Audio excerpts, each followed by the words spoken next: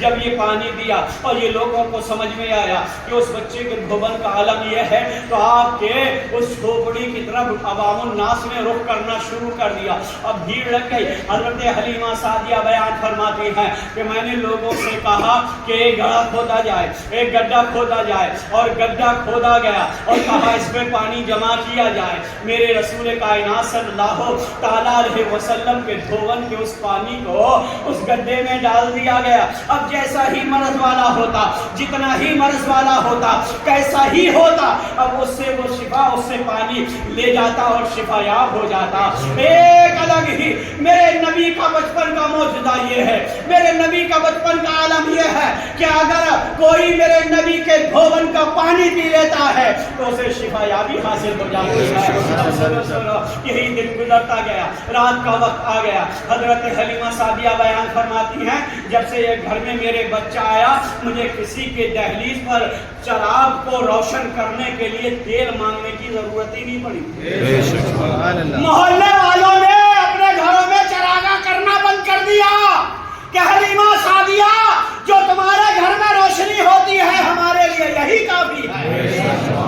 حضرت حلیمہ سعدیہ بیان فرماتی ہیں رات کا وقت ہو گیا, رات کا وقت ہوا. اب یہ بچہ جو ہے جھولے میں لیٹا ہوا ہے, مسکرا رہا ہے, مسکرا رہا ہے, مگر ایک انگشت ہے اس کی کبھی ادھر ہلتی ہے, کبھی ادھر ہلتی ہے. میرے سمجھ میں نہیں آ رہا ہے یہ بچہ اتنا چھوٹا ہے اور یہ کارنامے بہت بڑے دکھا رہا ہے, یہ معاملہ کیا ہے, یہ ایسا کیا معاملہ ہے, یہ بچہ مسکرا کیوں رہا ہے. دیگر بچے آتے ہیں مسکراتے نہیں ہیں, دیگر بچے آتے ہیں ہاتھ ہلاتے نہیں ہیں, مگر یہ ہاتھ ہلا رہا ہے اور مسکرا رہا ہے. یہ تمام بچوں سے انوکھا بچہ ہے, یہ تمام بچوں سے نرالا بچہ ہے, یہ تمام بچوں سے پیارا بچہ ہے, یہ تمام بچوں سے نرالا بچہ ہے, یہ تمام بچوں سے انوکھا بچہ ہے, یہ تمام بچوں سے افضل و اعلیٰ بچہ ہے. اللہ اکبر کبیرہ. حضرت حلیمہ سعدیہ بیان فرماتی ہے میں نے جب اپنے بچے کی جانب دیکھا مسکرا رہے تھے, میرے سمجھ میں نہیں آیا, اور جب انگلی اٹھا کر وہ کبھی ادھر کبھی ادھر کر رہے تھے میں نے دیکھا یہ بچہ کیوں مسکرا رہا ہے. میں نے کہا حلیمہ سعدیہ بتا دو یہ بچہ کیوں مسکرا رہا ہے. حضرت حلیمہ سعدیہ بیان فرماتی ہیں وہ بچے اور ہوں گے, وہ بچے اور ہوں گے جنہیں گڑی اور گڈے چاہیے, جنہیں ٹریکٹر اور ٹرالی چاہیے, مگر یہ میرے گھر میں بچہ جو آیا ہے اس کا کھلانا دنیا کا نہیں بلکہ آسمان کا وہ چاند ہے. جدھر انگلی اٹھا دیتا تھا ادھر ہی چلتا چلا جاتا, جدھر انگلی اٹھا دیتا تھا, جدھر اشارہ فرما دیتا تھا. میں بہت طریقے سے یہی دیکھ رہی تھی, بہت دیر سے یہی دیکھے جا رہی تھی کہ بچہ مسکرا رہا ہے. کبھی انگلی ادھر کرتا تو چاند ادھر پہنچ جاتا, کبھی انگلی ادھر کرتا تو چاند ادھر پہنچ جاتا. یہ بچپنے کا عالم رسول ہاشمی صلی اللہ تعالیٰ علیہ وسلم کا ہے. سنو آقا کریم سرور کائنات صلی اللہ تعالی وسلم کی پرورش کرنے والی حضرت حلیمہ سعدیہ بیان فرماتی ہے کہ میرے گھر میں وہ معاملہ درپیش آ رہے تھے جو میں نے کبھی اپنی زندگی میں نہیں دیکھے. میں سمجھ گئی یہ کوئی معمولی بچہ نہیں ہے, یہ کوئی معمولی بچہ نہیں ہے. اس کی عادت سب سے الگ ہے, اس کی عادت سب سے علیحدہ ہے, اس کی عادت سب سے جداگانہ ہے. یہ ایک معمولی بچہ نہیں ہے. اب سن لو میرے پیارے کہ آقا کریم سرور کائنات صلی اللہ تعالیٰ علیہ وسلم کی آمد کا ظہور ہو گیا ہے. مکہ کے لوگ تو خوش ہیں مگر حلیمہ سعدیہ بیان فرماتی ہے, حضرت حلیمہ سعدیہ بیان فرماتی ہیں میرے دروازے پر لوگ آنے کے لیے پہلے کتراتے تھے, میرے دروازے پر آنے کے لیے لوگ کتراتے تھے. ایسا نہ ہو کہ حلیمہ سعدیہ ہم سے کچھ طلب کر لے, ہم سے کچھ طلب کر لے. اب معاملہ الٹا ہو گیا ہے. جب سے گھر میں میرے بچہ آیا ہے لوگ مجھ سے اور بچے کو دیکھنے کے لیے ترستے رہتے ہیں,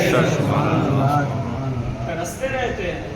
اب سنو میرے نبی کا یہ بھی تو معجزہ ہے کہ پسند کسے فرمایا, جس کے گھر میں جس کی جھوپڑی پہ تنکے صحیح سلامت نہیں, جس کے گھر پہ کھانے کو نہیں, جس کے گھر پہ چراغ جلانے کو نہیں, جس کے گھر پر بہترین سواری نہیں, یہ رسول کائنات صلی اللہ علیہ وسلم نے حضرت حلیمہ سعدیہ کا خود انتخاب کیا تھا.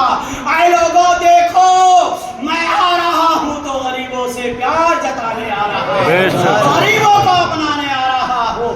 میں مالداروں کے گھر جانے والا نہیں ہوں بلکہ اس کے گھر میں جانے والا ہوں جس کی جھوپڑی میں دن کے بھی میسر نہیں. میرے نبی آ رہے غریبی اور مالداری کا امتیاز ختم کرنے کے لیے آ رہے. نبی نے پیغام دیا, محبت کا پیغام دیا, یہ بتایا کر کہ غریبوں سے پیار کرو, دولت پر نہ اتراؤ. دولت آتی ہے چلی جاتی ہے مگر رسول کائنات صلی اللہ علیہ وسلم جو ہمیں پیغام دیا. اب حضرت حلیمہ سعدیہ بیان فرماتی ہیں کہ لوگ ادھر آتے تھے اور میرے بچے سے فیضیاب ہوتے تھے. وہ بچہ کوئی اور نہیں, ہم سب کے نبی پیارے آقا سرور کائنات صلی اللہ علیہ وسلم.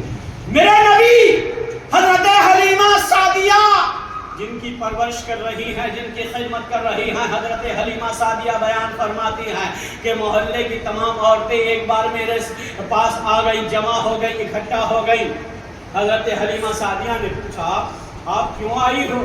کہا حلیمہ سعدیہ آپ جانتی ہو کئی روز سے بارش نہیں ہو رہی ہے, کئی روز سے بارش نہیں ہو رہی ہے, ہم لوگ پریشان ہیں, شدت گرمی سے پریشان ہیں. ایسا لگ رہا ہے کہ جیسے سورج ہمارے سروں پر رکھ دیا گیا ہو. ہم بہت ہی پریشان ہو گئے ہیں, کھیت و کھلیان سوکھ رہے ہیں, ندیوں اور نالوں میں پانی نہیں ہے اور یہ پہاڑ جو ہیں آگ برسا رہے ہیں.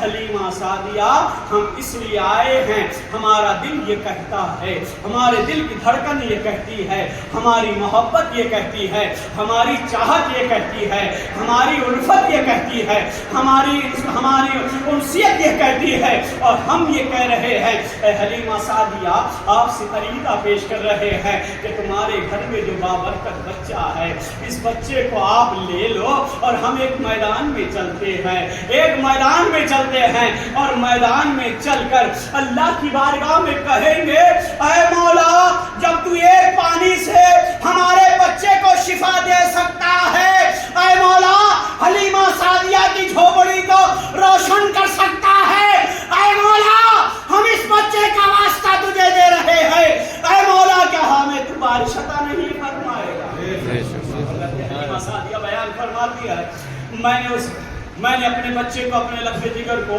اپنی آگوش محبت میں لیا.